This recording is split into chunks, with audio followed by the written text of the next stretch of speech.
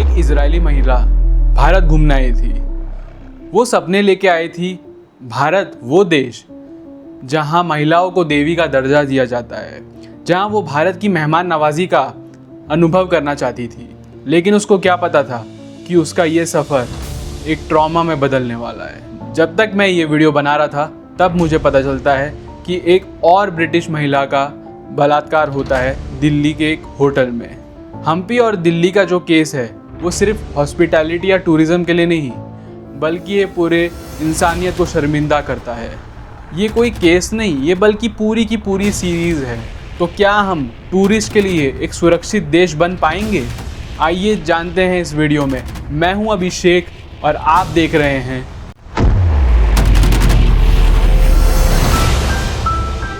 एक इजराइल से आई हुई महिला। वो सुकून से अपने शाम का वक्त बिताना चाहती थी।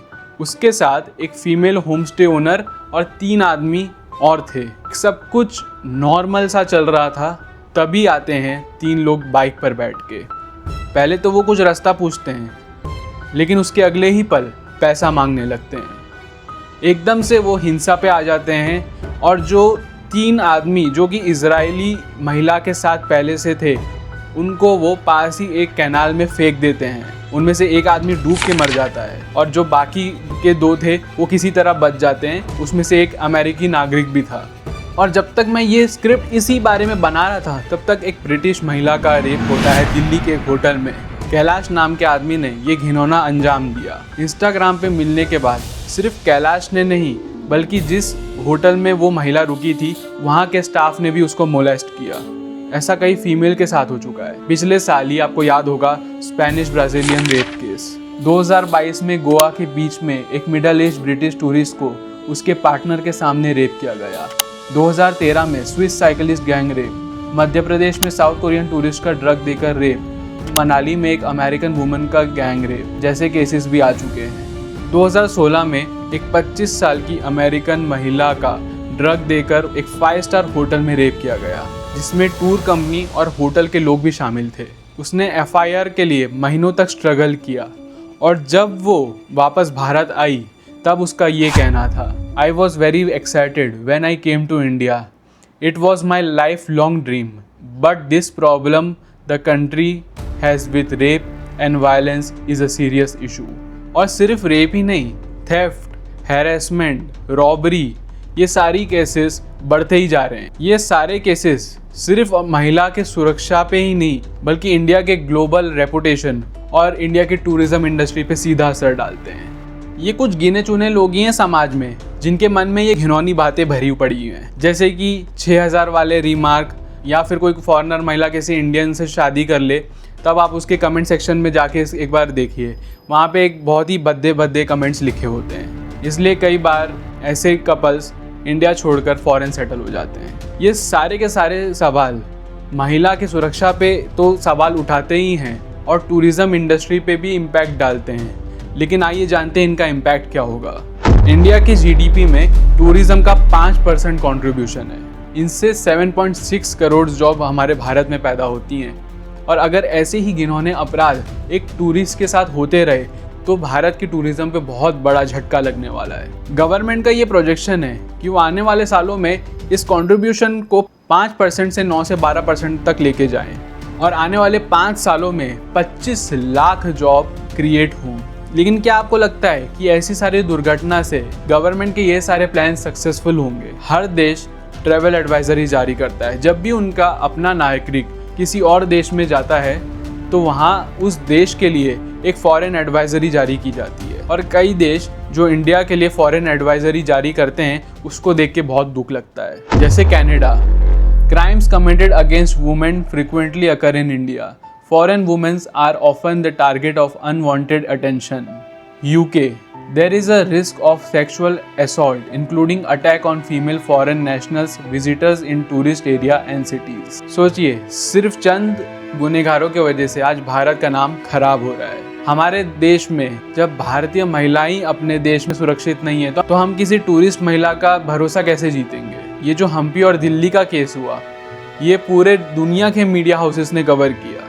BBC, CNN, times of Israel. इससे सोचिए भारत की ग्लोबल इमेज को कितना बड़ा झटका लगता है। साथ ही साथ जो पोटेंशियल इंडियन है जो फॉरेन में रह रहे हैं उनके साथ तो रेसिज्म ऑलरेडी दुनिया भर में बढ़ रहा है। इस रेसिज्म का शिकार उन मासूम इंडियंस को झेलना पड़ेगा जो कि फॉरेन में रह रहे हैं। इसको इम्प्रूव कैसे कर सकते हैं, आइए जानते हैं। आप सोचिए, एक माँ बाप की बेटी घर से निकलती है, वो आशा करते हैं कि वो घर वापस सुरक्षित आ जाएगी, लेकिन वो कभी वापस ही ना आए। जो शैतान जिसने ये गुनाह किया उसको एक फॉर्मल सी सजा दे दी जाए, क्या ये सही है? 9 अगस्त Kolkata rape and murder case, आज तक फैमिली मेंबर्स को डेथ सर्टिफिकेट नहीं दिया गया। कॉन्विक्ट को लाइफ इम्प्रिजनमेंट की सजा दे दी गई।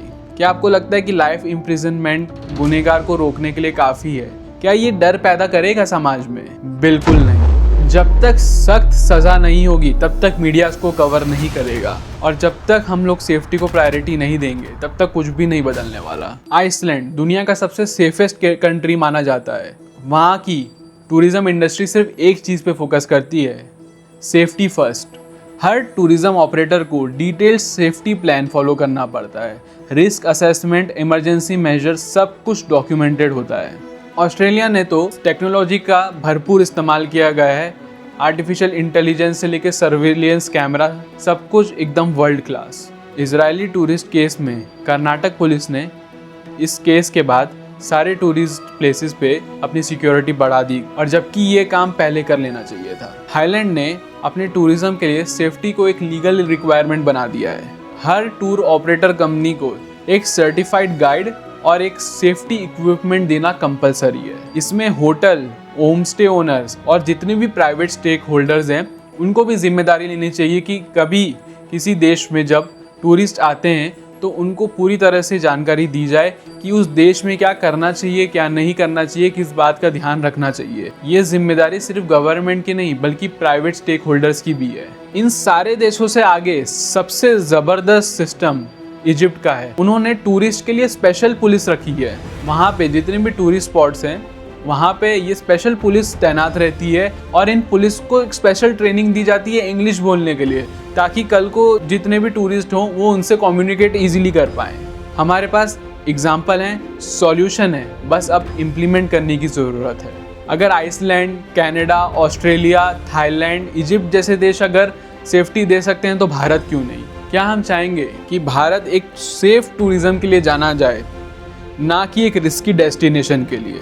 आखिर ये जिम्मेदारी गवर्नमेंट की नहीं बल्कि हम सबकी है। भारत को ऐसे कौन से मजबूत स्टेप लेने चाहिए? कमेंट्स में ज़रूर लिखिए, क्योंकि हर आवाज़ ज़रूरी है। अपने परिवार और दोस्तों के साथ शेयर करिए ताकि ये मैसेज ज़्यादा से ज़्यादा लोगों तक पहुँचे और इंडिया में एक सिविक सेंस और साथ ही साथ एक रिस्पॉन्सिबिलिटी डेवलप हो। ऐसे ही टूरिज़्म और हॉस्पिटैलिटी से रिलेटेड वीडियो मैं हर ट्यूसडे लाता रहूँगा आगे। And this is Abhishek signing off.